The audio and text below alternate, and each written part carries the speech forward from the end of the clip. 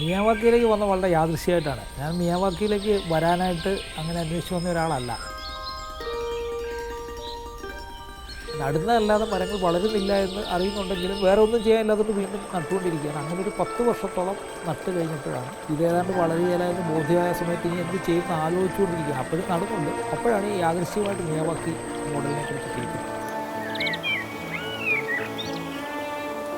അപ്പോൾ ഒരു ക്വസ്റ്റ്യൻ എന്താ വെച്ചാൽ ഇത് 50 വർഷം കഴിയുമ്പോൾ ഇതിനെന്ത് സംഭവിക്കും എന്നുള്ളതാണ്. കാരണം പ്രൊഫസർ മിയാവാക്കി തന്നെ പറയുന്ന ഒരു കാര്യം 25-30 വർഷം കൊണ്ട് 100 വർഷമായ ഒരു കാടിൻ്റെ പ്രതീതിയല്ല, അതിൻ്റെ വളർച്ച നിങ്ങൾക്ക് ഇവിടെ കിട്ടുകയാണ്. ഈ ചിത്രശലഭങ്ങൾ ചിലത് മുട്ടയിടുന്ന ചില പ്രത്യേക ചെടികളിലാണ്. അത് 1, 2, 3 ചെടികളിലായിരിക്കും മുട്ടയിടുന്നത്. കാരണം അതിൻ്റെ മുട്ട വിരിഞ്ഞ് വരുന്ന ലാർവ കഴിക്കുന്ന ആ പുഴു കഴിക്കുന്ന ഇല ഏതാണോ ആ ഇല ഉണ്ടെങ്കിൽ മാത്രമേ അതവിടെ മുട്ടയിടുകയുള്ളൂ. അപ്പോൾ അത് 2, 3 ചെടികളെ ഒരു ചിത്രശലഭത്തിൽ കാണുകയുള്ളൂ. പാമ്പുകളുടെ ശല്യം ഉണ്ടോ എന്ന് പലരും ചോദിക്കും. പാമ്പുകളുണ്ട്, ശല്യമില്ല. പാമ്പുകളുണ്ടെന്ന് വെച്ചാൽ നമ്മളതിനെ വെളിയിൽ കാണാറില്ല. കാരണം ഇഷ്ടം പോലെ തവളയും അതിന് വേണ്ട ഭക്ഷണമൊക്കെ ഉണ്ട്. അതുകൊണ്ട് അതെപ്പോഴെങ്കിലും ഒതുക്കത്തിൽ വന്ന് ഭക്ഷണമൊക്കെ കഴിച്ച് പോകുന്നില്ല. നമ്മളിവിടെ അങ്ങനെ പുറത്ത് പാമ്പിനെ കാണാറില്ല. പ്രകൃതിക്ക് ദോഷം വരാത്ത തരത്തിലുള്ള കളക്കലാണ്. അട്ട ഇഷ്ടംപോലെ ഈ കറുത്ത അട്ടയുണ്ട്.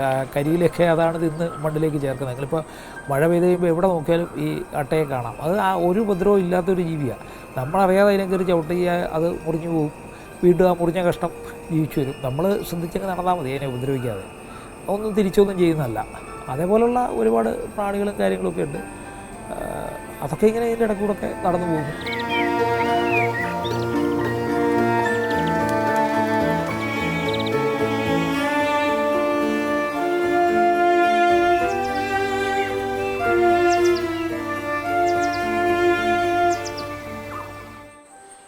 മനുഷ്യനും പ്രകൃതിയും തമ്മിൽ ഒരുപാട് കാലഘട്ടത്തെ ബന്ധമുണ്ട്. ആ ബന്ധത്തിൻ്റെ ഭാഗമായാണ് മനുഷ്യൻ കാടിനെ സ്നേഹിക്കുന്നത്. കാടിൽ നിന്ന് പോലും മനുഷ്യൻ ജീവിച്ചു തുടങ്ങിയതാണ്. അങ്ങനെ ആലോചിക്കുമ്പോൾ മനുഷ്യൻ ഇപ്പോഴും കാടുകളിലേക്ക് കയറാറുണ്ട്, കാഴ്ചയ്ക്കായും ജീവിക്കാനുമായും ഒക്കെ. അങ്ങനെ വീടിന് ചുറ്റും കാടുകൾ നിർമ്മിക്കുന്നത് ഒരു ഹോബിയായി മാറിയ ഒരു കാലഘട്ടം കൂടിയാണിത്. അതുപോലെ തിരുവനന്തപുരത്ത് ഒരു മിയാവാക്കി വനമുണ്ട്. മിയാവാക്കി എന്നാൽ പ്രശസ്ത എൻവയോൺമെൻ്റലിസ്റ്റായ അക്കീറ മിയാവാക്കി അദ്ദേഹത്തിൻ്റെ രീതിയിലൂടെ ഒരു വനം സൃഷ്ടിച്ചതാണ്. ആ രീതിയിലുള്ള വനസൃഷ്ടി ഈ തിരുവനന്തപുരത്തുണ്ട്. MR ഹരി എന്ന വ്യക്തിയാണ് അതിന് നേതൃത്വം നൽകിയത്. അദ്ദേഹം ഏറെക്കാലമായി തൻ്റെ ജീവിതത്തിൻ്റെ ഒരു ഭാഗം അതിനുവേണ്ടി മാറ്റിവെച്ചതാണ്.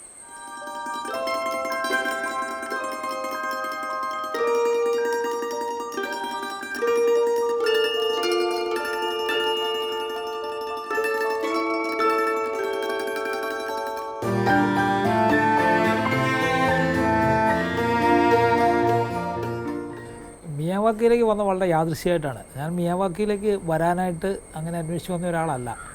എൻ്റെ ജനറേഷനിലുള്ള ആളുകളൊക്കെ കേരളത്തിൽ ജീവിക്കുന്ന സമയത്ത്, അതായത് ഞാൻ 63-ൽ ജനിച്ച ഒരാളാണ്. അപ്പോൾ 63 ആ സമയത്തൊക്കെ കേരളത്തിലെ എല്ലാ പറമ്പുകളിലും ധാരാളം മരങ്ങളും ചെടികളും പക്ഷികളും ജീവികളും ഒക്കെ ആയിട്ടുണ്ടായിരുന്നു. കാക്കയൊക്കെ വീട്ടിൽ ഭക്ഷണം ബാക്കി വന്നു കഴിഞ്ഞാൽ ഇതുപോലെ പ്ലാസ്റ്റിക് ചാക്കിൽ വലിച്ചീട്ടി നമ്മൾ വഴിയിലെറിയില്ല. പറമ്പിലിട്ട് കഴിഞ്ഞാൽ കോഴി തിന്നും, അല്ലെങ്കിൽ കാക്ക തിന്നും, അല്ലെങ്കിൽ ആരുടെയെങ്കിലും പട്ടി വന്ന് തിന്നും. ഇങ്ങനെയൊക്കെ ജീവിച്ചിരുന്ന ഒരു കാലഘട്ടമാണത്. അപ്പോൾ അവിടെ നിന്ന് വളർന്ന് നമ്മൾ മരങ്ങൾ ഇപ്പോഴും എനിക്ക് എൻ്റെ അമ്മയുടെ വീട് ഇരുന്ന ഒരു 70 സെൻറ്റ് സ്ഥലമുണ്ട്. അങ്ങോട്ട് വണ്ടി പോവുകയില്ലായിരുന്നു, നടന്ന് വേണം ചെല്ലാൻ. ആ സ്ഥലം ഓർത്ത് കഴിഞ്ഞാൽ എനിക്കൊരു 40-50 മരങ്ങളുടെ സ്പീഷീസ് മരങ്ങളുടെ ഇനം മരങ്ങളുടെ പേര് പറയാൻ പറ്റും. അതുപോലെ തന്നെ എൻ്റെ അച്ഛൻ്റെ സഹോദരിയുടെ വീട്, അതൊരു ആയുർവേദ വൈദ്യൻ താമസിച്ചിരുന്ന വീടായിരുന്നു. ഇവർ വാങ്ങിച്ചാണ്. അവിടെ ഏതാണ്ട് ആയുർവേദത്തിലെ ഏതാണ്ട് മിക്കവാറും എല്ലാ ചെടികളും ഒരു 100 ചെടി അടുപ്പിച്ച് അവിടെ ഉണ്ടായിരുന്നു. ഇപ്പോൾ ഓരോ വീട്ടിലും ധാരാളമായിട്ട് മരങ്ങളും കാര്യങ്ങളൊക്കെ ഉണ്ടായിരുന്നു. പക്ഷേ ഞങ്ങളൊക്കെ വളർന്നു വരുന്നതനുസരിച്ച് ഓരോ തവണയും ഞാൻ പിന്നെ കേരളം വിട്ട് ബാംഗ്ലൂരിലേക്ക് പഠിക്കാൻ പോയി, അവിടെ നിന്ന് തിരുവനന്തപുരത്ത് വന്നു. അപ്പോൾ ഓരോ തവണയും നമ്മൾ പിന്നെ നാട്ടിൽ ചെല്ലുമ്പോൾ ഈ മരങ്ങൾ കുറഞ്ഞു വരികയാണ്. അപ്പോൾ ഏറ്റവും ഒടുവിൽ 2000 ഒക്കെ ആയപ്പോഴത്തേക്ക് ഏതാണ്ട് എല്ലാ മരങ്ങളും ആളുകൾ വീട് വെക്കാനായിട്ട് വെട്ടിയും മറ്റു മരങ്ങളൊക്കെ ഈ വേങ്ങ പോലെയുള്ള മരങ്ങളൊക്കെ പ്രയോജനമില്ലാത്ത മരങ്ങൾ, പലകപ്പയ്യാൻ, ഇതൊക്കെ എന്തിനാണ് വീട്ടിൽ നിൽക്കുന്നത് എന്ന് ചോദിച്ച് വെട്ടിക്കളയുന്നൊരവസ്ഥ വന്നു. ഈ പലകപ്പയ്യാനെയൊക്കെ ദശമൂലാരിഷ്ടം ഉണ്ടാക്കുന്നത് പലകപ്പയ്യാനിൻ്റെ പേര് കൊണ്ടാണ്. അപ്പോൾ അങ്ങനെയുള്ള സാധനങ്ങളില്ലാതെ വന്നു കഴിഞ്ഞപ്പോൾ എനിക്കൊരു ചെറിയ ആഗ്രഹം തോന്നി, എവിടെയെങ്കിലും ഈ മരങ്ങളെല്ലാം കൂടെ ഒന്നുകൂടെ വെച്ച് പിടിപ്പിക്കാൻ പറ്റിയാൽ നമുക്ക് പ്രയോജനപ്പെട്ടില്ലെങ്കിൽ, നമുക്ക് പ്രത്യേകിച്ച് അതിന് പ്രയോജനമൊന്നും വേണ്ട, പക്ഷേ അതവിടെ നിൽക്കുകയാണെങ്കിൽ ഭാവിയിൽ ആർക്കെങ്കിലുമൊക്കെ അതിൽ നിന്ന് തൈയെടുത്ത് വളർത്തുകയോ ഇത് പോകാതെ ഒരു സ്ഥലത്ത് നിൽക്കുമല്ലോ എന്നുള്ളതാണ്. അപ്പോൾ അതിന് ഏറ്റവും വില കുറഞ്ഞ സ്ഥലം നോക്കിയാണ് ഞാനിവിടെ വരുന്നത്. കാരണം എൻ്റെ കയ്യിലധികം പൈസയൊന്നും ഇല്ലായിരുന്നു. എൻ്റെ കോട്ടയത്ത് എൻ്റെ ആൻസിസ്ട്രൽ പ്രോപ്പർട്ടി വിറ്റിട്ടാണ് ഇവിടെ സ്ഥലം വാങ്ങിക്കുന്നത്. അപ്പോൾ അന്ന് ഇവിടെ നല്ല വിലക്കുറവാണ്. കാരണം വെച്ചാൽ ഇവിടെയൊക്കെ ഒരു JCB തന്നെ വളരെ പാടുപെട്ടാണ് അന്ന് കയറി വരുന്നത്. വെള്ളമില്ല എന്നുള്ളത് നമുക്ക് അന്നേരം അറിയില്ല. ഇതിൻ്റെ മുകളിലൊരു ചെറിയ കുളത്തിൽ കുറച്ച് വെള്ളമൊക്കെ ഉണ്ട്. അതുകൊണ്ട് വെള്ളം സ്ഥിരമായിട്ട് കിട്ടും എന്നാണ് വിചാരിച്ചാണ് ഇവിടെ വരുന്നത്. പക്ഷേ ഒരിക്കൽ ആ കുളം വറ്റിച്ച് വൃത്തിയാക്കി കഴിഞ്ഞപ്പോഴത്തേക്ക് ആ കല്ലിൻ്റെ ഇടയിലുള്ള ചെളിയൊക്കെ മാറിക്കഴിഞ്ഞാൽ വെള്ളം താഴോട്ട് പോയി. പിന്നെ ഇന്നുവരെ അവിടെ വെള്ളം നിന്നിട്ടില്ല. അവസാനം ഞങ്ങൾ ആ കുളം മൂടേണ്ടി വന്നു. അടുത്തുള്ളൊരു കിണറ്റിൽ നിന്ന് വെള്ളം പമ്പ് ചെയ്താണ് ഇവിടെ ആദ്യം മരം വെക്കാൻ തുടങ്ങിയത്. അത് താഴെ ഏതാണ്ട് 300 അടി താഴെയുള്ള ഒരു കിണറാണ് ഒരാളുടെ. അത് 4 അടി വീതിയുള്ളൊരു കിണറിനെ 12 അടിയാക്കി 8 അടിയാക്കി 12 അടിയാക്കി അവസാനം അത് ഇടിഞ്ഞു പോയി. അപ്പോൾ ഇങ്ങനെയൊക്കെ വെള്ളമൊക്കെ എടുത്ത് വെച്ച് എല്ലാ വർഷവും നമ്മളൊരു 500 മരം വെച്ച് ഇവിടെ നടുവായിരുന്നു ഈ പാറക്കിടയിലൊക്കെ ആയിട്ട്. അപ്പോൾ ഇവിടെ വരുമ്പോൾ ഒരുപാട് മരം നിൽപ്പുണ്ട്. അപ്പോൾ എൻ്റെ ധാരണ ഇത് നല്ലൊരു മരമൊക്കെ ഉള്ള സ്ഥലമാണെന്നാണ്. പക്ഷേ അത് മുഴുവൻ അക്കേഷ്യ മരങ്ങളായിരുന്നു. ഈ അക്കേഷ്യയുടെ ഒരു പ്രത്യേകത വളരെ ഒരു പ്രതികൂലമായ സാഹചര്യത്തിൽ അതിന് വളരാൻ പറ്റും. അപ്പോൾ അതിൻ്റെ വേര് എവിടെ വെള്ളമുണ്ടോ അവിടെ തപ്പിച്ചെന്ന് വെള്ളം കണ്ടുപിടിക്കും. അപ്പോൾ അങ്ങനെയൊക്കെ വളരുന്ന ഒരു ചെടിയാണ്. അത് ആർത്തരച്ച് വളരും. അധിനിവേശ സസ്യമാണ്. അതൊക്കെ കണ്ടുകൊണ്ട് മറ്റ് ചെടികൾ കുഴിച്ചു വെക്കാൻ നോക്കുമ്പോൾ അതൊന്നും വളരുന്നില്ല എന്നുള്ള ഒരു കാര്യം. പാറക്കെട്ട്, പിന്നെ അടുത്ത് ക്വാറിയുണ്ട്. അപ്പോൾ ക്വാറിയിൽ സ്ഫോടനം നടക്കുമ്പോൾ സ്വാഭാവികമായിട്ടും മണ്ണിനടിയിലുള്ള പാറ ഇളകും, വെള്ളം താഴോട്ട് പോകും. അപ്പോൾ വെള്ളം കിട്ടാനില്ല, ചെടിക്ക് വെള്ളമില്ല. അങ്ങനെ 10 വർഷത്തോളം ഇതൊന്നും മനസ്സിലാക്കാതെയാണ്. കാരണം ഞാനതിൻ്റെ സയൻസിലേക്കൊന്നും പോകാനൊന്നും സമയമില്ല.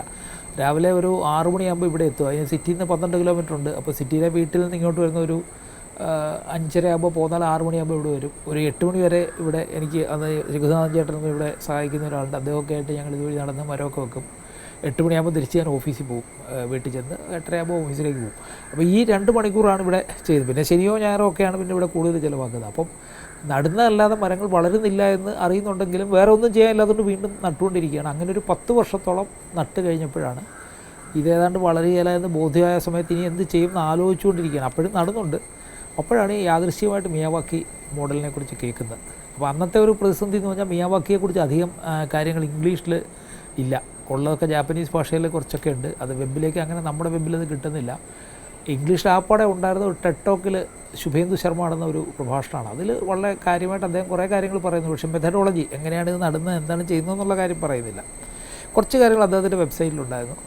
അപ്പോൾ അന്ന് എനിക്ക് ശർമ്മയെ പരിചയമില്ല. കഴിഞ്ഞ് ഞാൻ 6-7 വർഷം കഴിഞ്ഞ് അദ്ദേഹത്തെ പരിചയപ്പെടുന്നു. ഇപ്പം വളരെ നല്ലൊരു സുഹൃത്താണ്. അങ്ങനെ പിന്നെ പ്രൊഫസർ മിയാവാക്കിയെക്കുറിച്ച് എവിടെ നിന്ന് കിട്ടുമെന്ന് ആലോചിച്ച് അദ്ദേഹത്തിൻ്റെ ഒരു പുസ്തകം അമേരിക്കയിൽ നിന്ന് വരുത്തി. ആ പുസ്തകത്തിനൊരു പ്രത്യേകത ഉണ്ടായിരുന്നു. ആ പുസ്തകം ഇംഗ്ലീഷിൽ ആകെ 5000 കോപ്പി അടിച്ചിട്ടുള്ളൂ. ആ സമയത്ത് അതിൻ്റെ ജാപ്പനീസ് എഡീഷനായിട്ട് 70 എഡീഷൻ ഇറങ്ങി. കാരണം എന്താ വെച്ചാൽ കീടനാശിനിയും രാസവളങ്ങളും ഉപയോഗിക്കരുത് എന്നുള്ളതാണ് മിയാവാക്കി മാതൃകയുടെ ഒരു അടിസ്ഥാന തത്വം. അതുകൊണ്ട് തന്നെ ഈ അമേരിക്ക വളരെ ഇങ്ങനെയുള്ള ബിസിനസ് താല്പര്യങ്ങൾക്കെതിരായിട്ടുള്ള സാധനങ്ങളെ വളരെ കൃത്യമായിട്ട് മോണിറ്റർ ചെയ്യുന്നൊരു സ്ഥലമാണ്. അവിടുത്തെ ആ ലോബി അത് തമസ്കരിച്ചാണെന്നാണ് എൻ്റെ വിശ്വാസം. എന്തായാലും ആ പുസ്തകം ഇംഗ്ലീഷിൽ ക്ലച്ച് പിടിച്ചില്ല. ഇപ്പോഴും അത് വലുതായിട്ട് ഇംഗ്ലീഷിൽ അങ്ങനെ ആളുകൾ അന്വേഷിക്കുന്നുണ്ട്. പഴയ കോപ്പി എവിടെന്നെങ്കിലും ഓൺലൈൻ ഓപ്ഷനിൽ കിട്ടുന്നെങ്കിലേ ഉള്ളൂ. അപ്പോൾ അങ്ങനെയൊക്കെയാണ്. അപ്പോൾ അത് വന്ന് അതിലൊരു 4-5 പേജാണ് ആ പടം ഇതിനെക്കുറിച്ച് പറയും. ബാക്കിയെല്ലാം അദ്ദേഹത്തിൻ്റെ ഈ പ്രകൃതിയെക്കുറിച്ചുള്ള കാഴ്ചപ്പാടുകളും ഫിലോസഫിയൊക്കെയാണ്. അപ്പോൾ ആ മെത്തഡോളജി സ്വീകരിച്ചു. പിന്നെ എനിക്ക് 2-3 അഡ്വാൻറ്റേജ് ഉണ്ടായി. ഒന്ന്, ഞാനിവിടെ TVJRയിലെ സയൻറ്റിസ്റ്റായിരുന്ന ഡോക്ടർ മാത്യു ഡാൻ, അദ്ദേഹത്തിൻ്റെ സഹായം കിട്ടി. പിന്നെ ചെറിയാൻ മാത്യു എന്ന് പറഞ്ഞ എൻ്റെ ഒരു ഫ്രണ്ട്, അദ്ദേഹം കൃഷിക്കാരനായിരുന്നു. ഇവിടെ തന്നെ ഇപ്പോൾ സൂപ്പർവൈസറായിട്ടുള്ള മധു, ഇവരൊക്കെ അന്നോട്ട് കൂടെയുള്ള ആളുകളാണ്. അപ്പോൾ ഞങ്ങൾക്കറിയാവുന്ന രീതിയിൽ ഈ സയൻറ്റിസ്റ്റിൻ്റെ ഗൈഡൻസ് അനുസരിച്ചാണ് ഇത് നട്ടു തുടങ്ങിയത്. പിന്നെ കൂടുതൽ സയൻറ്റിസ്റ്റുകളെ നമ്മൾ കൂട്ടിച്ചേർത്തു. ഡോക്ടർ ഷാജി, അദ്ദേഹം ഈ റൈപ്പേറിയൻ വെജിറ്റേഷനിലെ എക്സ്പേർട്ടാണ്. ഡോക്ടർ ബ്ലസൺ, അതുപോലെ തന്നെ ചില IFS ഓഫീസർ, ഇപ്പോൾ പത്മാവഹന്തി എന്നൊരു IFS ഓഫീസർ എന്ന് വളരെ പിന്തുണച്ച ആളാണ്. അപ്പോൾ ഇവരുടെയൊക്കെ നോളജ്, ഇതുപോലെ സൺ എന്ന് പറഞ്ഞൊരു കൺസർവേറ്റർ, അദ്ദേഹം ഡെപ്യൂട്ടി കൺസർവേറ്ററും മറ്റുമായിട്ട് IFS ആണ്, അദ്ദേഹം റിട്ടയർ ചെയ്ത ട്രിവാൻഡ്രം സ്വദേശിയായ ആളാണ്. ഇവരൊക്കെ തന്ന ഒരുപാട് ഇൻഫർമേഷൻ ഉണ്ട്. അപ്പോൾ ഈ ഇൻഫർമേഷനുകളും ഇതെല്ലാം കൂടെ കൂട്ടിച്ചേർത്ത് മിയാവാക്കി മാതൃക ചെയ്ത് കഴിഞ്ഞപ്പോൾ ആദ്യം ചെയ്യുമ്പോൾ ഈ ബാക്കി ആളുകളിലെ ഡോക്ടർ മാത്യു ഡാനും ചെറിയാൻ മാത്യുവും മധുവും മാത്രമേ ഉള്ളൂ. അതിന് ശേഷമാണ് പിന്നെ നമ്മൾ കൂടുതൽ ആളുകളെ, മോഹൻകുമാർ എന്ന ഗ്രൗണ്ട് വാട്ടർ ഡയറക്ടർ, ഇവരൊക്കെ പിന്നെ അവരുടെ ഇൻപുട്സ് വന്നു. അതൊക്കെ പിന്നെ 2-3 വർഷം കഴിഞ്ഞാണ്. അപ്പോൾ ഞങ്ങൾ ചെയ്ത സാധനത്തിന് പെട്ടെന്നൊരു വളർച്ചയുണ്ടായി. ഒരു 6 മാസം കൊണ്ട് ചെടികളെല്ലാം ഒരു 8 അടി 10 അടി കൂടുതൽ വളർന്നു. അപ്പോൾ അത് നമ്മൾ പ്രതീക്ഷിക്കാത്തൊരു വളർച്ചയായിരുന്നു. അപ്പോൾ ഇത് വർക്കാകുമെന്നൊരു തോന്നലുണ്ടായി. അപ്പം അങ്ങനെ തോന്നലുണ്ടായി കഴിഞ്ഞപ്പോൾ പിന്നത്തെ പ്രശ്നം വെച്ചാൽ ഇത് പ്രചരിപ്പിക്കണം എന്നൊരു ആഗ്രഹം വന്നു. കാരണം ഇത് നല്ലൊരു മെത്തേഡാണ്. കാരണം നമ്മളിപ്പോൾ മരം വെച്ചിട്ട് കാത്തിരിക്കുകയാണ്, വളരുന്നില്ല. അപ്പോൾ അതാ 1 വർഷം കൊണ്ട് 12 അടി മരം പൊങ്ങുന്ന ഒരു സംഗതി ഉണ്ടെങ്കിൽ അത് നമ്മൾ തീർച്ചയായിട്ടും പ്രോത്സാഹിപ്പിക്കണം. അപ്പോൾ അതിനെക്കുറിച്ച് ആളുകൾക്ക് വലിയ ധാരണ ഇല്ലാത്തതുകൊണ്ട് തന്നെ പലരും ഇത് അബദ്ധമാണ്, ചെയ്യരുത്, അങ്ങനെയാണ്, ചെടിക്ക് പ്രഷർ കൊടുക്കുകയാണെന്നൊക്കെ പറയുന്നുണ്ട്. എന്താണ് മെത്തേഡോളജി എന്നോ എന്താ ദോഷമോ ശാസ്ത്രീയമായിട്ട് ആർക്കും പറയാൻ പറ്റുന്നില്ല. അപ്പോൾ ഒരു ക്വസ്റ്റ്യൻ എന്താ വെച്ചാൽ ഇത് 50 വർഷം കഴിയുമ്പോൾ ഇതിനെന്ത് സംഭവിക്കും എന്നുള്ളതാണ്. കാരണം പ്രൊഫസർ മിയാവാക്കി തന്നെ പറയുന്ന ഒരു കാര്യം, 25-30 വർഷം കൊണ്ട് 100 വർഷമായ ഒരു കാടിൻ്റെ പ്രതീതിയല്ല, അതിൻ്റെ വളർച്ച നിങ്ങൾക്ക് ഇവിടെ കിട്ടുകയാണ്. അദ്ദേഹം വേറൊരു കാര്യം കൂടെ പറയുന്നുണ്ട്. വേറെ 2 പ്രധാനപ്പെട്ട കാര്യങ്ങൾ പറയുന്നുണ്ട്. ഒന്ന്, ലോകത്ത് എന്തെങ്കിലും പ്രൊഡ്യൂസ് ചെയ്യാൻ കഴിവുള്ള ഏക സാധനം ചെടിയാണ്. ബാക്കി എല്ലാവരും ഉപഭോക്താക്കളാണ്, അല്ലെങ്കിൽ വിഘാടകരാണ്, ഈ ഡീകമ്പോസേഴ്സാണ്. കൺസ്യൂമർ അല്ലെങ്കിൽ ഡീകമ്പോസറാണ്. ചെടി മാത്രമാണ് എന്തെങ്കിലും പ്രൊഡ്യൂസ് ചെയ്യുന്നത്. ആ ചെടിയുടെ പ്രോഡക്റ്റ്സാണ് നമ്മളെല്ലാം ഈ അനുഭവിക്കുന്ന സാധനങ്ങൾ. രണ്ടാമത്തെ കാര്യം അദ്ദേഹം പറയുന്നത്, നിങ്ങൾക്കൊരിക്കലും ഒരു ഫോറസ്റ്റ് ഉണ്ടാക്കാനൊക്കില്ല, കാട് നിങ്ങൾക്ക് ഉണ്ടാക്കാനൊക്കില്ല. നിങ്ങൾ ഉണ്ടാക്കുന്ന കാടിൻ്റെ മാതൃകയാണ്, ഒരു സ്വാഭാവിക വനത്തിൻ്റെ മാതൃകയാണ് നിങ്ങൾ ഉണ്ടാക്കുന്നത്. അത് വളരെ വേഗത്തിൽ ഉണ്ടാക്കാനുള്ള ഒരു മെത്തഡോളജിയാണ് അദ്ദേഹം കൊണ്ടുവന്നത്. അപ്പോൾ ഇത് 50 വർഷം കഴിഞ്ഞാൽ എങ്ങനെ ഇരിക്കും എന്നുള്ളതായിരുന്നു എൻ്റെ അടുത്ത ഒരു സംശയം. കാരണം എന്താ വെച്ചാൽ ഞാനിത് എവിടെയെങ്കിലും പോയി പ്രചരിപ്പിച്ച് അങ്ങനെയാണ് ഇങ്ങനെയാണെന്നൊക്കെ പറഞ്ഞ് ഈ 1 വർഷത്തെ വളർച്ച കണ്ട ആളുകളോട് പറഞ്ഞിട്ട് വീണ്ടും ഒരു 2-3 വർഷം കഴിയുമ്പോൾ ഇത് കുളമാകുകയാണെങ്കിൽ നാട്ടുകാരെന്നെ ഓടിക്കും എന്നുള്ളൊരു പ്രശ്നമുണ്ട്. അപ്പോൾ അതുകൊണ്ട് ജപ്പാനിലേക്ക് ഞാൻ പോയി അവിടെ ചെന്ന് പ്രൊഫസർ മിയാവാക്കിയെ കണ്ടു. അദ്ദേഹം ചെയ്ത 71 അദ്ദേഹം നട്ടുപിടിപ്പിച്ച വനങ്ങൾ കാണാൻ പറ്റി. ഇത് 2018 ഞാൻ ആദ്യമായിട്ട് ജപ്പാനിൽ പോകുന്നത്. അപ്പോൾ അവിടെ നമുക്ക് ഇതൊക്കെ വളരും, ഇത് നല്ല രീതിയിൽ ഫോറസ്റ്റായിട്ട് നിൽക്കും, ഇവർ ഈ പറയുന്ന പ്രശ്നങ്ങളൊന്നും ഇതിലില്ല എന്ന് നേരിട്ട് കണ്ട് ബോധ്യപ്പെടാൻ കഴിഞ്ഞു. അപ്പോൾ തിരിച്ചു വന്നു കഴിഞ്ഞിട്ട് ഞാൻ അഗ്രസീവായിട്ട് അതിൻ്റെ ഒരു ക്യാമ്പയിൻ ആരംഭിച്ചു. അത് പിന്നെ പല ഏജൻസികളും പലരും ടൂറിസം വകുപ്പൊന്ന് സഹായിച്ചു, KDISC സഹായിച്ചു. അവർക്ക് സഹായത്തോടെ പല ജില്ലകളിൽ ഇത് ചെയ്തു. ഒരു യൂട്യൂബ് ചാനൽ തുടങ്ങി, കുറേ ആളുകളെ പഠിപ്പിച്ചു. പഠിപ്പിച്ചവർ പലരും തന്നെത്താൻ ഇത് ചെയ്യാൻ തുടങ്ങി. അങ്ങനെ കേരളത്തിലിപ്പോൾ ഒരു 10,000 മിയാവാക്കി വനങ്ങളിൽ കൂടുതൽ ഉണ്ടായിട്ടുണ്ട്. കേരളത്തിന് പുറത്ത് തമിഴ്നാട്ടിൽ, ഒറീസയിൽ, കർണാടകത്തിൽ, അബുദാബിയിൽ ഒക്കെ ഫോറസ്റ്റ് വെക്കാനുള്ള ഒരു ചാൻസ് കിട്ടുകയും ഞാൻ അവിടെയൊക്കെ ചെയ്തിട്ടുണ്ട്. അപ്പോൾ എല്ലായിടത്തും ഇത് വളരുന്നുണ്ട്. പക്ഷേ എല്ലായിടത്തും ഒരേ രീതിയിലല്ല ചെയ്യുന്നത്. ഓരോ സ്ഥലത്തും അതാത് സ്ഥലത്ത് വളരുന്ന മരങ്ങളാണ് നമ്മൾ വെച്ച് പിടിപ്പിക്കുന്നത്. ഞാനിവിടെ ചെടി വെച്ച് തുടങ്ങുന്ന സമയത്ത് എനിക്ക് ബയോഡൈവേഴ്സിറ്റിയെക്കുറിച്ച് വലിയ ധാരണയൊന്നുമില്ല. അപ്പോൾ ഈ നമ്മുടെ ഒരു ധാരണ, നമ്മളിവിടെ കുറേ ചെടി വെക്കും, ചെടിയെല്ലാം വളരും, ഇവിടെ എല്ലാം ചിത്രശലഭവും വരും, അത് വരും എന്നൊക്കെ അല്ലാതെ എന്താണ് ഇവിടുത്തെ പ്രശ്നമോ, എന്താണ് സൊല്യൂഷൻ, പരിഹാരം എന്നൊന്നും അറിയില്ല. അപ്പോൾ അന്നൊരു യഥാർത്ഥ പ്രശ്നം എന്ന് വെച്ച് കഴിഞ്ഞാൽ ഇത് കാട് പിടിച്ച് കിടക്കുന്ന പ്രദേശങ്ങളാണ് ഞാൻ ഈ വാങ്ങിച്ചൊക്കെ, വേറെയും കുറേ അതുപോലുണ്ട്. അല്ലാത്ത സ്ഥലങ്ങളിലെല്ലാം റബ്ബർ കൃഷി നടക്കുകയാണ്. അപ്പോൾ ഈ റബ്ബർ കൃഷി നടക്കുന്ന സ്ഥലങ്ങളിലൊരു പ്രശ്നം, ഒരു 10-20 ഏക്കർ ഇതിന് ചുറ്റും റബ്ബർ കൃഷിയായിട്ട് കിടപ്പുണ്ട്. അവിടെ ഒന്നും പക്ഷികൾക്ക് പ്രത്യേകിച്ച് ഭക്ഷണം കഴിക്കാനൊന്നുമില്ല. കൂടാതെ ഈ സ്ഫോടനത്തിൻ്റെ ശബ്ദമുണ്ട്. അപ്പോൾ അതുകൊണ്ട് ഈ പക്ഷികളൊക്കെ ഏകദേശം ഈ പ്രദേശം വിട്ടുപോയെന്ന് പറയാം. കാക്കയല്ലാതെ വേറെ അങ്ങനെ കാര്യമായിട്ട് പക്ഷികളൊന്നും കാണാനില്ലായിരുന്നു. പിന്നെ ചെറിയ ജീവികൾ എന്ന് പറയാനായിട്ട് മരപ്പെട്ടി ഉണ്ടായിരുന്നു തോന്നുന്നു, പക്ഷേ അതും അങ്ങനെ വ്യാപകമായിട്ടൊന്നും കാണാനില്ല. കാരണം ഇതിനൊന്നും തീറ്റിക്കുള്ള സാധനങ്ങളില്ലായിരുന്നു. അപ്പോൾ അത് കഴിഞ്ഞിട്ട് നമ്മളിവിടെ വന്ന് ഈ പലതരത്തിലുള്ള മരങ്ങൾ വെച്ച് പിടിപ്പിച്ചു. അപ്പോൾ വെച്ച് പിടിപ്പിച്ച കൂട്ടത്തിൽ മനസ്സിലാക്കിയ ഒരു കാര്യം എന്ന് വെച്ച് കഴിഞ്ഞാൽ, ഈ ചെറിയ പ്രാണികൾ ധാരാളമായിട്ട് വരാൻ തുടങ്ങി മിയാവാക്കി വനം വെച്ച് കഴിഞ്ഞപ്പോൾ. ചെറിയ പ്രാണി എന്ന് വെച്ചാൽ ഈ വണ്ടുകളും ചിത്രശലഭങ്ങൾ. അപ്പോൾ അവയുടെ ഒരു കളക്ഷൻ, ഞാൻ അതിൻ്റെ ചിത്രങ്ങൾ എടുക്കുന്നത്, എനിക്കൊരു ഫോട്ടോഗ്രാഫി എനിക്ക് താല്പര്യമുള്ളൊരു വിഷയമാണ്. അപ്പോൾ പടം എടുക്കാൻ തുടങ്ങി. അപ്പോൾ അങ്ങനെ എടുത്തെടുത്ത് എനിക്ക് തോന്നുന്നു ഇപ്പോൾ 700 ജീവികളുടെയോ മറ്റു പടം എൻ്റെ കയ്യിൽ തന്നെ ഉണ്ട്. അപ്പോൾ ഇതിൻ്റെ ഒരു പ്രത്യേകത വെച്ച് കഴിഞ്ഞാൽ, ഈ കുറച്ച് കാര്യങ്ങൾ നമുക്കത് ചെയ്തു തുടങ്ങുമ്പോഴാണ് മനസ്സിലാവുന്നത്. ഈ ചിത്രശലഭങ്ങൾ ചിലത് മുട്ടയിടുന്ന ചില പ്രത്യേക ചെടികളിലാണ്. അത് 1, 2, 3 ചെടികളിലായിരിക്കും മുട്ടയിടുന്നത്. കാരണം അതിൻ്റെ മുട്ട വിരിഞ്ഞ് വരുന്ന ലാർവ കഴിക്കുന്ന, ആ പുഴു കഴിക്കുന്ന ഇല ഏതാണോ ആ ഇല ഉണ്ടെങ്കിൽ മാത്രമേ അതവിടെ മുട്ടയിടുകയുള്ളൂ. അപ്പോൾ അത് 2, 3 ചെടികളെ ഒരു ചിത്രശലഭത്തിന് കാണുകയുള്ളൂ. ഇതില്ലെങ്കിൽ ആ ചിത്രശലഭം വേറെ ഏതെങ്കിലും സ്ഥലത്തേക്ക് ഇത് തപ്പിപ്പോവും. അപ്പോൾ അതിൻ്റെ ആയുസ് എന്ന് പറയുന്നത് ആകപ്പാടെ 15 ദിവസം തൊട്ട്, ചില ഒരു ദിവസമേ ഉള്ളെന്ന് പറയുന്നു, അറിയില്ല. എന്തായാലും 10-15 ദിവസമൊക്കെ ആയുസ് കാണുകയുള്ളൂ. അപ്പോൾ ആ സമയത്തിനിടയ്ക്ക് ഇതിന് മുട്ടയിടണം. ഈ ചെടിയില്ലെങ്കിൽ അതിൻ്റെ വംശനാശം സംഭവിക്കുകയാണ്. അപ്പോൾ അങ്ങനെ വരുമ്പോൾ നമ്മൾ കൂടുതൽ വെറൈറ്റി ചെടികൾ വെക്കുമ്പോൾ കൂടുതൽ ശലഭങ്ങളും ജീവികളൊക്കെ വരുമെന്ന് കണ്ടു. ഇവിടെ ഇപ്പോൾ ഒരു 800 സ്പീഷീസ് നമ്മൾ വെച്ചിട്ടുണ്ട്. സാധാരണ ഇതിലൊരു മിയാവാക്കി വനത്തിൽ 30 സ്പീഷീസാണ് സാധാരണ വെക്കുന്നത്. ഞങ്ങളിവിടെ ആദ്യം വെച്ചപ്പോൾ ഒരു 100 സ്പീഷീസ് വെച്ചു. ഇതിപ്പോൾ ഒരു 800 സ്പീഷീസായിട്ട് വളർന്നിട്ടുണ്ട്. അത് ഈ ചെറിയാൻ മാത്യു എന്ന എൻ്റെ സ്നേഹിതനാണ് ഇതിൻ്റെ ഒരു പ്രധാന ആൾ. അദ്ദേഹമാണ് ഈ പലയിടത്തും ചെടികൾ കൊണ്ടുവരുന്നത്. 1500 ചെടികളൊക്കെ വെച്ചിട്ടുള്ള ആളുകൾ കേരളത്തിലുണ്ട്, ഇഷ്ടംപോലെ സ്പീഷീസ് വെച്ചിട്ടുള്ളവരുണ്ട്. അപ്പോൾ അത് ഈ ചെടികൾ വരികയും നമ്മൾ ഒരു വിധത്തിലുള്ള കീടനാശിനിയും രാസവളങ്ങളും ഉപയോഗിക്കുകയും ചെയ്യാതിരുന്നതുകൊണ്ട് ഇവിടെ ഈ പ്രാണികളുടെ എണ്ണം കൂടി. കാരണം ഈ ചെടിയുടെ ഇലയൊക്കെ തിന്നുന്നത് പലപ്പോഴും പുഴു എന്ന് പറയുന്നത് പലപ്പോഴും ചിത്രശലഭത്തിൻ്റെ ലാർവയൊക്കെയാണ്. അപ്പോൾ ആ ലാർവയെ നമ്മളൊരു വിഷം പ്രയോഗിക്കുകയാണെങ്കിൽ ആ ലാർവയെല്ലാം ചത്തുപോയി കഴിഞ്ഞാൽ അതിനോടൊപ്പം മറ്റ് അതിനെ പിടിക്കുന്ന പ്രാണികളും മരിച്ചു പോകും. കുറച്ച് കഴിയുമ്പോഴത്തേക്ക് നമുക്ക് ഇവിടെ ഒരു ഇത് പുഴു വന്നാലും നമ്മൾ വിഷം അടിക്കേണ്ട ഒരു അവസ്ഥ വരും. ഇത് ചെയ്തില്ലെങ്കിൽ ഈ പ്രാണികളെ പിടിക്കുന്ന മറ്റ് ജീവികൾ വരും. ഉദാഹരണത്തിന് ഇപ്പോൾ ഇവിടെ ഒരു 10-20 തരം ചിലന്തികൾ, ഈ ഗാർഡൻ സ്പൈഡേഴ്സ്, തോട്ടത്തിൽ കാണുന്ന ചിലന്തികൾ, നമ്മുടെ വീട്ടിലുള്ള പോലെ കടുത്ത വിഷമുള്ളതല്ല, പലതും ഈ ചെടികൾക്കിടയിൽ വല കെട്ടിയിരിപ്പുണ്ട്. അപ്പോൾ അതിൻ്റെ വലയിലാണ് ഈ മുഞ്ഞ പോലുള്ള ചെറിയ പ്രാണികൾ ഒരുപാടെണ്ണം കുടുങ്ങുന്നതും.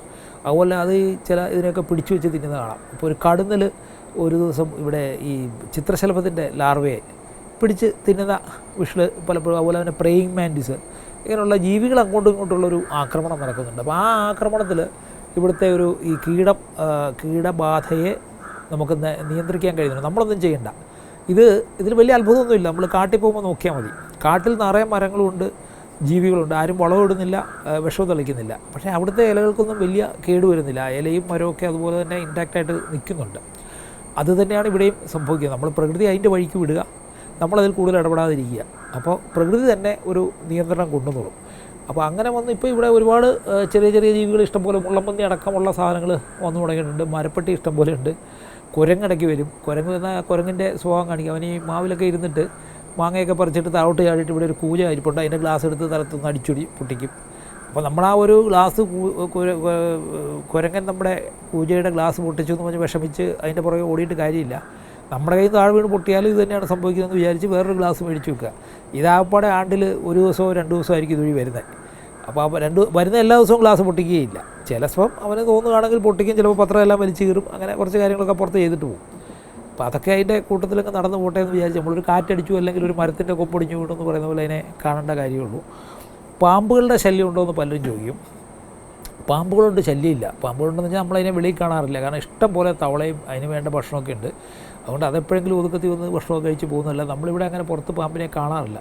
പാമ്പ് ഇരിക്കാത്ത തരത്തിൽ നമ്മളെല്ലാം സിമെൻറ്റൊക്കെ വെച്ച് അടച്ച് ടൈറ്റാക്കി കഴിയുമ്പോഴാണ് അത് പലപ്പോഴും വീട്ടിലേക്ക് കയറുന്നതൊക്കെ. എനിക്കിവിടെ ഇതുവരെ ആ ഒരു പ്രശ്നം ഉണ്ടായിട്ടില്ല. പിന്നെ ഈ വീടിന് ചുറ്റും വെള്ളം നിർത്തിയിരിക്കുകയാണ്. അതുകൊണ്ട് ചേര മാത്രമേ ഈ വെള്ളത്തിൽ ഇറങ്ങുള്ളൂ. മറ്റ് പാമ്പുകളൊന്നും ഇങ്ങനെ ഇപ്പോൾ കിടക്കില്ല, വെള്ളം കുടിച്ചിട്ട് തിരിച്ചു പോവുകയുള്ളൂ. ചെറിയ പ്രാണികളും ഇങ്ങോട്ട് കിടക്കാറില്ല. കാരണം ഈ വെള്ളത്തിൻ്റെ മുകളിലൂടെ കാല് വെച്ച് നമുക്ക് ഇങ്ങോട്ട് കിടക്കാനൊക്കെയുള്ളൂ, അല്ലാതെ നേരെ കയറാനൊക്കെയില്ല. മറ്റ് പക്ഷികളുടെ അളവ് ഇപ്പോൾ ഒരുപാട് കൂടിയിട്ടുണ്ട്. ഇപ്പോൾ നമ്മളൊരു 2 സർവേ ഇടയ്ക്ക് നടത്തി വേണ്ട 30ഓളം പക്ഷികളെ ആദ്യത്തേൽ കണ്ടു. രണ്ടാമത്തേൽ കണ്ട് ചില 10-20 സ്പീഷീസ് നമ്മൾ കാണാത്തൊക്കെ 10-40 സ്പീഷീസ് ഇവിടെ പലരായിട്ട് വന്ന് പടമെടുത്ത് എല്ലാം കൂടെ വന്നിട്ടുണ്ട്. ചെറിയ പ്രാണികൾ ഏകദേശം ഒരു 1500 സ്പീഷീസോളം ഉണ്ടെന്നാണ് നമ്മുടെ ഒരു എസ്റ്റിമേഷൻ. അതിനെ മുഴുവൻ എപ്പോഴും പടമെടുക്കാൻ കിട്ടുകയില്ല. കാരണം ചിലത് വളരെ ചെറുതായതുകൊണ്ട് നമുക്ക് ഫോക്കസ് ചെയ്യാനൊക്കെ തന്നെ പാടാം. എന്നാലും ഇങ്ങനെ കളക്ട് ചെയ്തുകൊണ്ട് ഇരിക്കുന്നുണ്ട്.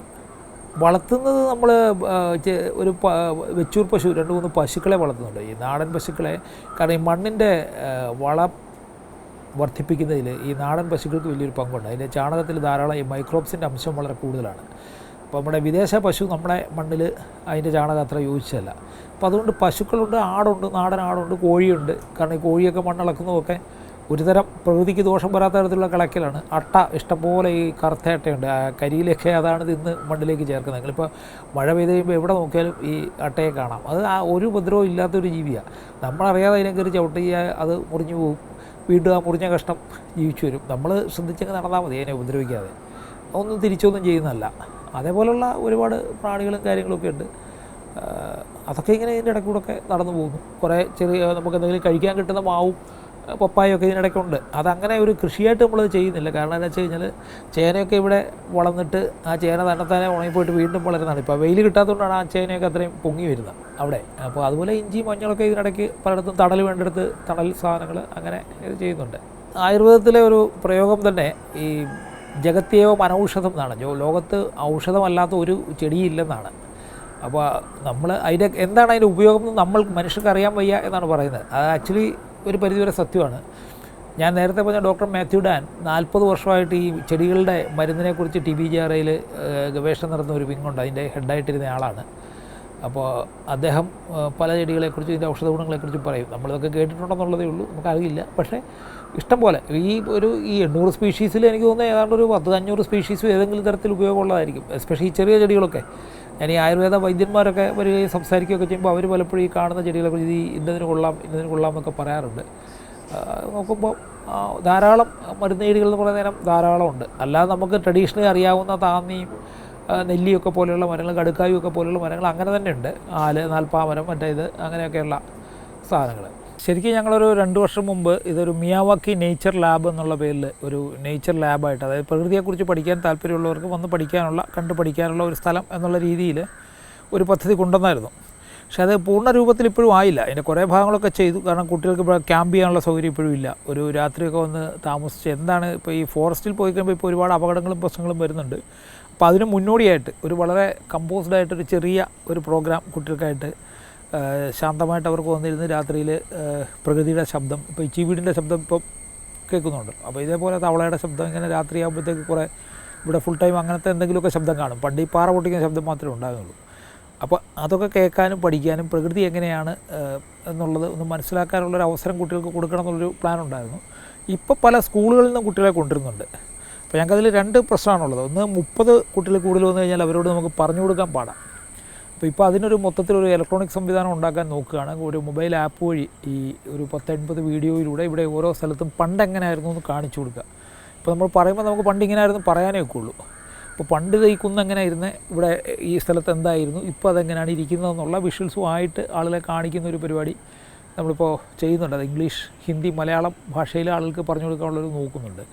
പിന്നെ അതല്ലാതെ സീരിയസ് ആയിട്ടുള്ള ഗവേഷണം, ഇപ്പോൾ അഗ്രികൾച്ചർ യൂണിവേഴ്സിറ്റി അല്ലെങ്കിൽ ബോട്ടണി ഡിപ്പാർട്ട്മെൻറ്റ്സ് അവിടെയൊക്കെ റിസർച്ച് ചെയ്യുന്ന ആളുകൾ വന്നിട്ട് നമ്മുടെ ഈ മണ്ണ് ുണ്ടായ മാറ്റങ്ങൾ 5 വർഷം 10 വർഷം കൊണ്ട് മണ്ണിനുണ്ടാകുന്ന മാറ്റങ്ങൾ, മരങ്ങൾക്കുണ്ടാകുന്ന മാറ്റം, ഇതിനെ അതുപോലെ തന്നെ പ്രാണികളുടെ എസ്റ്റിമേഷൻ, ഇങ്ങനെ കുറേ കാര്യം ചെയ്യുന്നുണ്ട്. അപ്പോൾ അത്തരം പഠനങ്ങൾക്കായിട്ട് ആളുകൾ വരുന്നുണ്ട്.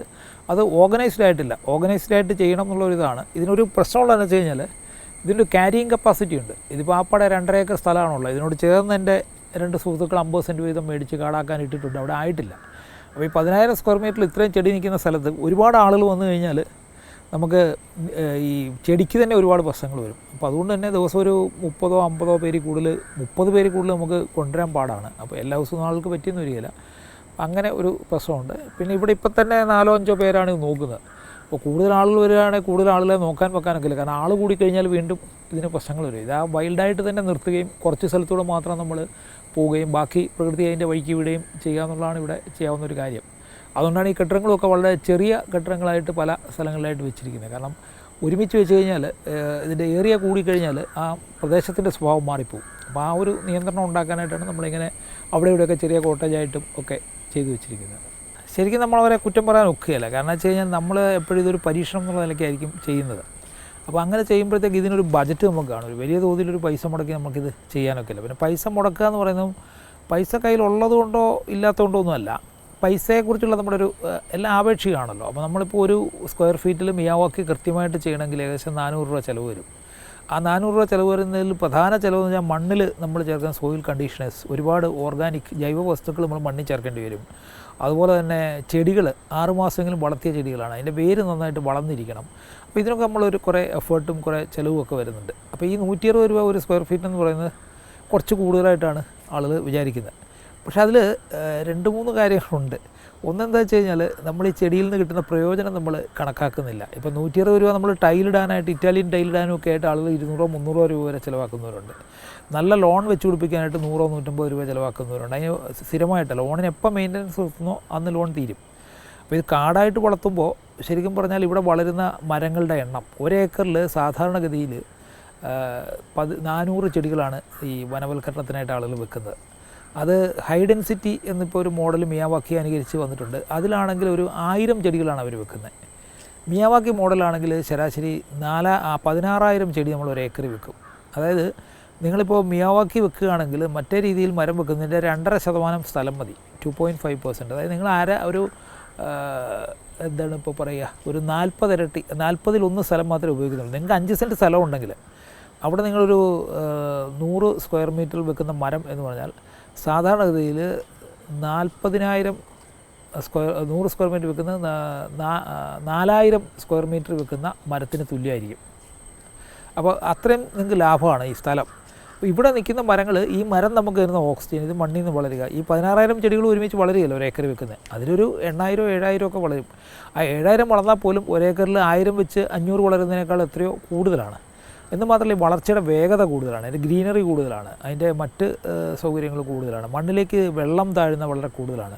ഇത്തരത്തിലുള്ള ബെനിഫിറ്റ്സ് മനസ്സിലാക്കാതെ വെക്കുമ്പോൾ നമുക്കിത് കോസ്റ്റ് വളരെ കൂടുതലാണ്, ഇത് നമുക്ക് വേണ്ട എന്നൊരു തോന്നൽ വരും. കാരണം ഇപ്പോൾ നമ്മളുടെ കേരളത്തിലേക്ക് ഏറ്റവും വലിയ പ്രശ്നം ഗ്രൗണ്ട് വാട്ടറാണ്. ഭൂഗർഭജല ടേബിൾ 18 അടി താഴെയാണ്, 20 അടി താഴെയാണെന്ന് ഓരോ വർഷവും കണക്ക് വരുന്നുണ്ട്. എന്തുകൊണ്ടാണ് വരുന്നതെന്ന് ചോദിച്ചു കഴിഞ്ഞാൽ, ഇപ്പോൾ എൻ്റെ അമ്മയുടെ വീട്, അമ്മുമ്മ ഒക്കെ താമസിക്കുന്ന വീടെന്ന് പറയുന്നത് വണ്ടി ചെല്ലില്ലാത്തൊരു സ്ഥലമായിരുന്നു. അവിടെ പറമ്പ് നിറയെ മരങ്ങളാണ്. അവിടെ വീഴുന്ന ഒരു തുള്ളി വെള്ളവും പുറത്തോട്ട് പോയില്ല, അവിടെ തന്നെ മണ്ണിൽ താഴുകയാണ്. അത് കഴിഞ്ഞ് എൻ്റെ അച്ഛനും അമ്മയൊക്കെ വീട് വെച്ചപ്പോഴത്തേക്ക് അതിൽ ഒരു മുകളിലത്തെ ഭാഗത്ത്, വീടിൻ്റെ ഭാഗത്ത് വീഴുന്ന വഴിയിലേക്ക്, ഓടയിലേക്ക് ഒഴുക്കി വിടും, താഴത്തെ ഭാഗത്തുള്ള പറമ്പിൽ താഴും. സിറ്റിയിൽ ഞാനും ഭാര്യ ഒരു വീട് വെക്കുന്ന സമയമായപ്പോഴേക്ക് ഇൻ്റർലോക്ക് ടൈൽ വന്നു. ആ ഇൻ്റർലോക്ക് ടൈലിനിടയ്ക്ക് വെള്ളം വീഴുന്നതിൻ്റെ 5% പോലും മണ്ണിലേക്ക് താഴില്ല. അപ്പോൾ ഈ മണ്ണിൽ വെള്ളം താഴാതെ വഴിയിലോട്ട് ഒഴുക്കി വിട്ടിട്ട് നമ്മൾ ഭൂഗർഭജലം ഇല്ല, ഭൂഗർഭജലം പോകുന്നു എന്നൊക്കെ പറയുന്നത് വലിയ അബദ്ധമാണ്. അപ്പോൾ ഈ മിയാവാക്കി വനം ഒരു 1/2 സെൻറ്റിൽ അല്ലെങ്കിൽ ഒരു 1/4 സെൻറ്റിൽ ഒരു മിയാവാക്കി വനം ഒരു 5 സെൻറ്റുകാരൻ വെച്ചാൽ അയാളുടെ 5 സെൻറ്റിൽ വീഴുന്ന വെള്ളം ആ മണ്ണിലേക്ക് താഴാൻ അത് മതി, അങ്ങോട്ട് തിരിച്ചു വിട്ടാൽ മതി. അതിൻ്റെ ഒരു 60% വെള്ളവും മണ്ണിൽ താഴും. അങ്ങനെ താഴുകയാണെങ്കിൽ നമുക്ക് ഈ വഴിയിൽ വെള്ളം ഒഴുകാതെ ഇരിക്കും. വീട്ടിൽ മണ്ണിന് അടിയിൽ വെള്ളം വരുമ്പോൾ തന്നെ ഒന്ന് ചൂട് കുറയും, 2 മരങ്ങൾ വളരും, ഒരുപാട് സൗകര്യങ്ങൾ നമുക്കുണ്ട്. ഭാവിയിലുള്ള വെള്ളത്തിനുള്ള ഷോർട്ടേജ് ഇല്ലാതാകും. അപ്പോൾ ഇത്തരം പ്രയോജനങ്ങളൊക്കെ ആലോചിക്കുമ്പം ഓക്സിജൻ കിട്ടുക, അല്ലെങ്കിൽ ഈ പറയുന്ന പ്രകൃതി ഇപ്പോൾ ശുദ്ധവായു, കീടനാശിനിയും രാസവളമൊന്നും ഇല്ലാത്ത ഒരു അന്തരീക്ഷത്തിൽ ജീവിക്കുക, മണ്ണിൽ വെള്ളം താഴുക, ഇതൊക്കെ സംഭവിക്കുന്നതിനൊരു ഒരു വിലയുണ്ടല്ലോ. ആ വിലയാണ് നമ്മൾ അവസാനം ഹോസ്പിറ്റലിൽ കൊണ്ട് 25 ലക്ഷം 30 ലക്ഷമായിട്ട് കൊടുക്കുന്നത്. അതിപ്പോൾ മിയാവാക്കി വെച്ചുകൊണ്ട് ഹോസ്പിറ്റലിലെ ചിലവ് കുറയുമെന്ന് വെച്ചാൽ ഇല്ല. പക്ഷേ നാട് മുഴുവൻ മിയാവാക്കി വരികയാണെങ്കിൽ ആളുകളുടെ ആരോഗ്യം മൊത്തത്തിൽ വ്യത്യാസം വരും, ഒരുപാട് വ്യത്യാസം വരും. പ്രകൃതിയുമായിട്ട് ഇണങ്ങിച്ചേരുമ്പോൾ നമുക്ക് കുറേ അധികം ഇത് വരും. കാരണം നമുക്കൊരിക്കലും ഒറ്റപ്പെട്ട് ജീവിക്കാനൊക്കെ ഇല്ല. ഇപ്പോൾ നമ്മളിവിടെ താമസിക്കുകയാണെങ്കിൽ കഴിക്കുന്നത് ചിലപ്പോൾ വിഷമടിച്ച പച്ചക്കറി ആയിരിക്കും, അല്ലെങ്കിൽ അമോണിയ വെച്ച മീനായിരിക്കും. അതൊക്കെ നമ്മുടെ ആരോഗ്യത്തെ ബാധിക്കും. പക്ഷേ എങ്കിലും നമ്മളെക്കൊണ്ട് ചെയ്യാവുന്ന കുറേ കാര്യങ്ങളുണ്ട്. അതിൽപ്പെട്ടതാണ് നമ്മളുടെ പറമ്പിൽ നമ്മൾ കുറേ മരങ്ങൾ വെച്ച് പിടിപ്പിക്കുക, പ്രാണികളെ സംരക്ഷിക്കുക എന്നൊക്കെയുള്ളത്.